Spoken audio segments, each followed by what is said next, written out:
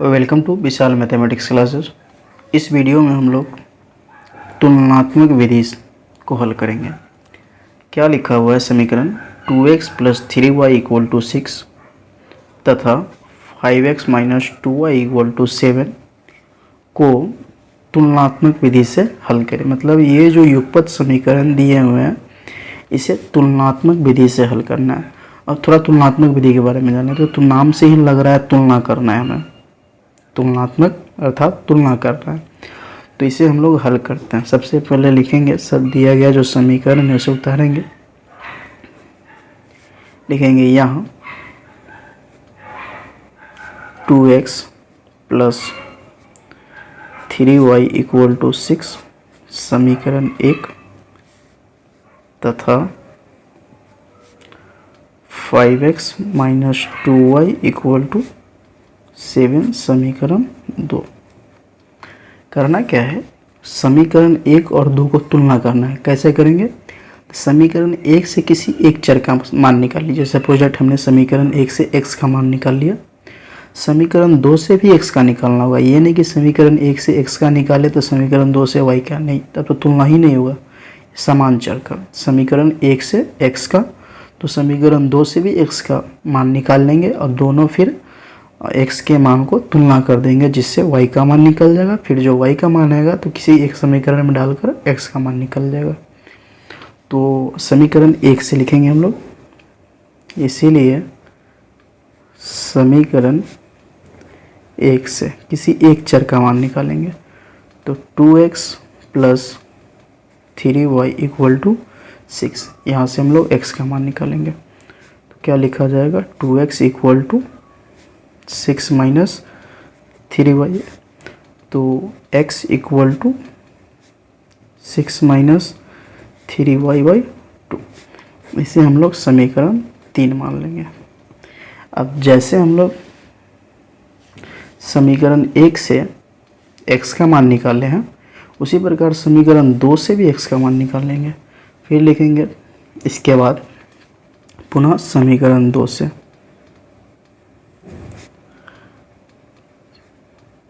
पुनः समीकरण 2 से, फिर समीकरण 2 से भी हम लोग x का ही मान निकालेंगे। तो समीकरण 2 क्या है?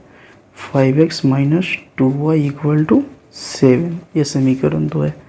तो 5x = लिखा जाएगा 7, इधर प्लस का 2y माइनस का 2y, तो इधर आया प्लस का 2y। तो x = हो जाएगा 7 + 2y/5। इसे हम लोग समीकरण 4 मान लेंगे। अब हम लोग जो समीकरण 1 से x का मान निकाले फिर समीकरण 2 से भी x का मान निकालें तो देखा जाए तो समीकरण 3 और 4 का LHS इक्वल है। LHS इक्वल है तो इस हिसाब से RHS भी इक्वल होना चाहिए।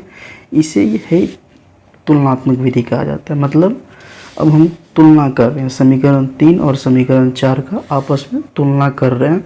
तो तुलना करने से क्या देख रहे हैं? समीकरण 4 का LHS और समीकरण 3 का LHS दोनों इक्वल है। मतलब तुलना किए तो जब LHS इक्वल है इस हिसाब से RHS भी इक्वल होना चाहिए। तो हम लोग लिखेंगे अब समीकरण 3 तथा 4 से। अब समीकरण 3 तथा 4 से अब LHS इक्वल है तो RHS भी इक्वल हो जाएगा।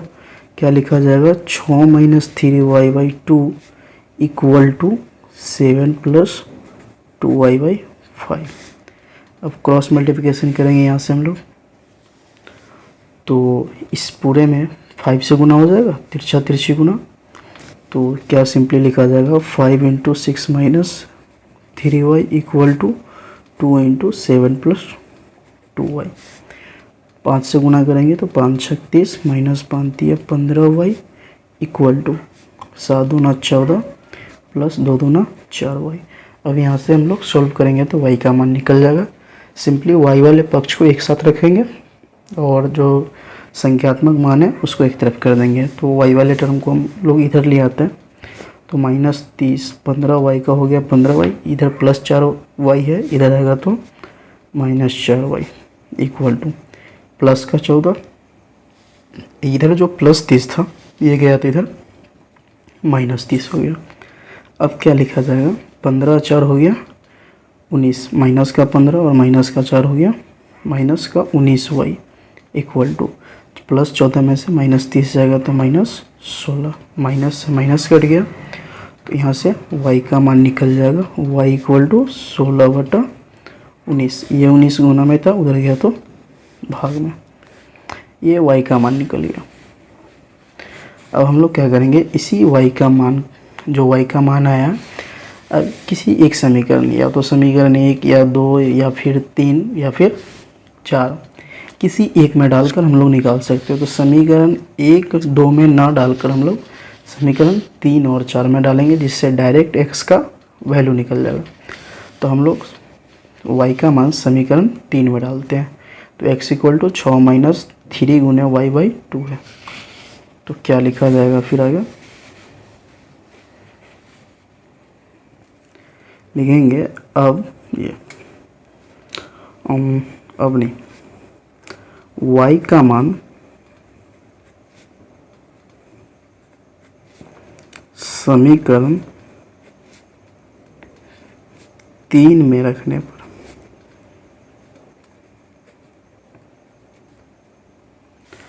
तो x इक्वल टू हो जाएगा 6 - 3 गुने y के जगह पे 16/19/2। अब इसे सॉल्व करेंगे तो x का मान निकल जाएगा, इक्वल टू का हो गया इक्वल टू 6 का हो गया 6 माइनस 16 48/19, ये मूल बट्टा हो गया 2। अब इसे हम लोग सॉल्व करेंगे, या नहीं कुछ है तो 1 देकर ऊपर बट्टा पर का घटाव कर लेंगे। तो सिंपली क्या लिखा जाएगा, 1 19 का लस हो गया 19, ये रहा मूल बट्टा 2, ये बट्टा का 2, 1 में 19 से भाग देंगे 19 बार, तो 19 गुने 6 हो जाएगा 114, फिर माइनस का माइनस, 19 से 19 में भाग देंगे एक बार, तो 1 में 48 से गुना करेंगे तो 48 से कहीं 48। अब 114 में से 48 जाएगा तो हो जाएगा 66/19, ये फिर मूल बट्टा 2, नहीं कुछ है तो 1 दे देंगे, और ये फिलहाल बट्टा पर के भाग के रूप में है, तो हम लोग पलटेंगे तो आ जाएगा गुना के रूप में। क्या लिखा जाएगा, 66/19 गुना 1/2, 2 से 66 कट जाएगा 33 बार, तो फाइनली x इक्वल टू आ गया 33/19, ये x का मान हो गया 33/19। फिर लास्ट में क्या लिखेंगे हम लोग, अतः दी अभिष्ट हल x इक्वल टू 33/19 तथा y इक्वल टू, y का वैल्यू आया था 16/19, तो y इक्वल टू 16/19, ये हो गया इसका आंसर। कहने का मतलब ये हुआ, इसी सवाल को हम लोग प्रतिस्थापन विधि से भी सोल्व किए थे, तो उसका भी वैल्यू, x का वैल्यू भी इतना ही आया था और y का वैल्यू भी इतना ही आया था। फिर इसी सवाल को हम लोग विलोपन अर्थात लुप्तीकरण से भी सोल्व किए थे इस समीकरण को, तो वहाँ भी x का वैल्यू इतना ही आया था, y का वैल्यू भी इतना ही आया था। मतलब किसी विधि से हल किया जाए x और y के मान में कोई परिवर्तन नहीं आएगा। तो ये था फिलहाल तुलनात्मक विधि, अर्थात समीकरण 1 और 2 से किसी एक चर को तुलना कर दिए और x y का मान निकल गया।